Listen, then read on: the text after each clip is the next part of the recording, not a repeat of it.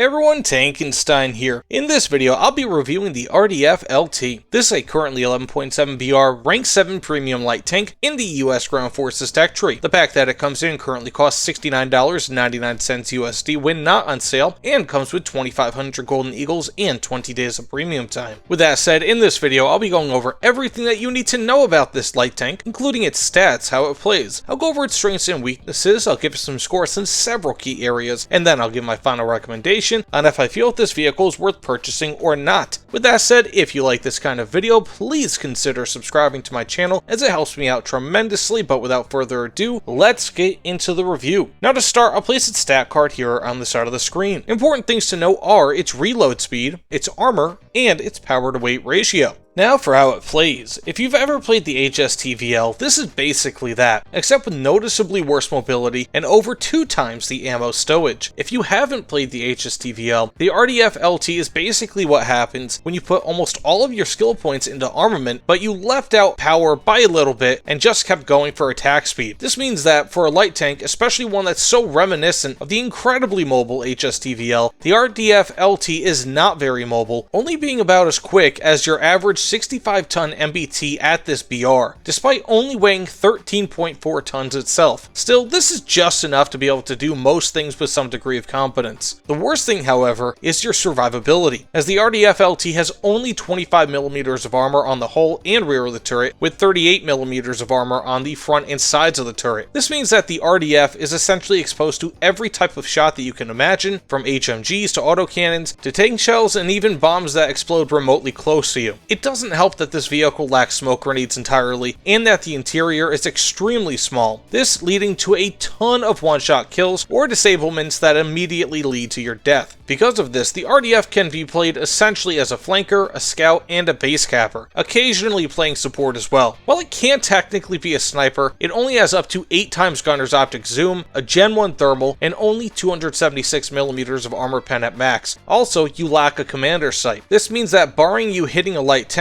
you likely won't be able to pen enemy tanks at range. I would only snipe with the RDF if the opportunity comes by. Otherwise, just be as quick as you can be and harass the enemy team mercilessly with your 0.9 second reload rate. Because it has such a great reload rate and still decent-ish mobility, it can easily get into or near enemy tank formations and rip them to pieces from the side or the rear. Given that all of its up to 60 shells are stored in the autoloader, this means that you can essentially fire continuously until you run out of ammunition entirely. When you can manage to do that, there are a few tanks that are better in War Thunder than the RDFLT. The problem is getting into those positions in the first place, as again, the mobility on this vehicle is MBT level, not light tank level. Still, even if you're finding it difficult to find holes in the enemy line or to travel up a flank, the RDF is still a great scout and will be able to earn plenty of points in that way. Regardless, the RDF is very unbalanced in its combat approach, as it has a crazy armament, middling speed at best, and awful armor. This, in my experience, leads to a lot of feast or famine with the RDF, at least if you try to play aggressively, which is definitely how this type of tank is meant to be played. If you come up against an MBT from the front, you better hope that he doesn't see you and that you know his weak spots, because the 75mm cannon on the RDF is typically not strong enough to pen those tanks all willy-nilly. Instead, as stated before, you have to utilize your mobility, ride the flanks, and rapid-fire delete enemy tanks from the side. The RDF is wonderful in that role, but man, if it isn't frustrating trying to actually get it to work in that way. Oh, and the RDF has an IRST auto-tracking system for the cannon. This means that it can lock onto enemy aircraft and, when using the proxy fuse HE shell, can take them down surprisingly easy, making the RDF into somewhat of a makeshift SPAA. Now with all that said, let's get into its strengths and weaknesses, and first for its strengths. This vehicle has an extremely fast turret traverse rate of between 42 and 60 degrees per second, depending on crew skill. It's the same rate vertically as well. Second, the RDF has an amazing reload rate of just 0.9 seconds with its autoloader, with every shell that it can carry being in the autoloader, which means that you'll never lose that reload rate, barring of course autoloader damage. Third, this vehicle has an excellent cannon elevation and depression of between -15 and 40 degrees. Fourth, it has IRST auto tracking so that you can destroy enemy aircraft much more easily. Fifth, this vehicle features proxy fuse HE shells for destroying, again, aircraft very easily. For its 6th strength, the RDFLT is extremely small and is thus somewhat difficult to spot and hit. 7th, the frontal hull armor, despite being extremely thin at just 25.4mm, is very highly angled at 80 degrees, which theoretically increases thickness to about 125mm head-on, and also increases the chance of ricochet. Practically speaking, it's a lot less than that 125mm when fighting APF-STS, but it's still something. And finally, this vehicle has premium RP and SL bonuses. And now for its weaknesses. First, this vehicle has very thin armor that can be penned by anything from HMGs to autocannons and larger, especially on the sides of the vehicle. Second, the power to weight ratio is somewhat low for a light tank at this BR at just 26.1 horsepower per ton, with the top speed also being low at 64 kilometers per hour. Both aspects are much worse than the similar HSTV-L. Third, while Gen 1 thermals are better than none at all, most tanks have at least Gen 2 thermals by this BR. Gen 1 thermals can be extremely difficult to use, especially at a range. Fourth, while the fast reload helps to compensate, the current top APF-STS shell is the XM885, and it only has up to 276mm of armor pen at max, which isn't going to pen most MBTs from the front at this BR, barring a weak spot shot. Fifth, this vehicle lacks smoke grenades, which is absolutely crazy at this BR. 6th, this vehicle lacks a commander sight. Again, pretty crazy at this BR. For its 7th weakness, it has an absolutely gigantic horizontal turret drive that will be easily damaged or destroyed if the huge ammo rack doesn't also explode when an enemy tank shell inevitably pens your tank. I cannot overstate how often this will occur. It's practically any time that you're penned by an enemy tank shell and don't die. Beyond this, speaking of, other than the huge turret drive, the rest of the tank is chock full of modules and crew, as this is such a small vehicle. This means that crew deaths and module destruction will be extremely common when being hit. For its 9th weakness, the gunner's optics only go up to 8 times zoom. While you typically won't be sniping with this vehicle, that relatively low zoom negatively impacts your ability to engage at range. 9th, the reverse speed is only 10.1 kilometers per hour, which is poor for any tank at this BR, let alone a light tank, and is less than half of what the HSTV-L has. To put it in perspective, the RDFLT has a reverse speed that's about 10% lower than the Tiger 2H's reverse speed. For its 11th weakness, it has a surprisingly and extremely loud engine. And finally, because it's so short, it can be difficult to see over foliage when using the RDF. Also, due to its very low weight, crashing through destructible obstacles will quickly lower your speed. Now, with all that being said, let's get into how I score this vehicle. First, for armament, I give it a 7.5 out of 10. This score largely depends on how you view its somewhat controversial armament. On one hand, I love the reload rate and feel that the armor pen is largely sufficient for its role. Mix in an ammo rack that's over double the size of the HSTV-Ls, and you have the ability to sustain constant fire for nearly 1 minute straight, which is crazy good. On the other hand, the optics aren't very good, as it lacks a commander sight, only has up to 8 times zoom for gunners, and only has Gen 1 thermals. On top of that, it lacks a top-mounted MG, but this mostly doesn't matter as it has IRST auto-tracking for aircraft and proxy fuse HE shells, which are very useful in again destroying enemy air. Mix in a fantastic turret traverse rate and excellent cannon elevation angles, and you have an overall great armament with some noticeable flaws. I've heard that the APF-STS doesn't pen nearly as much armor as it should in real life. If this is ever upgraded, I could see this armament score going well above a 7.5 out of 10. If nothing else, it does still do pretty damn well as a makeshift SPAA, and because it's still somewhat versatile and again given its role, this is still a really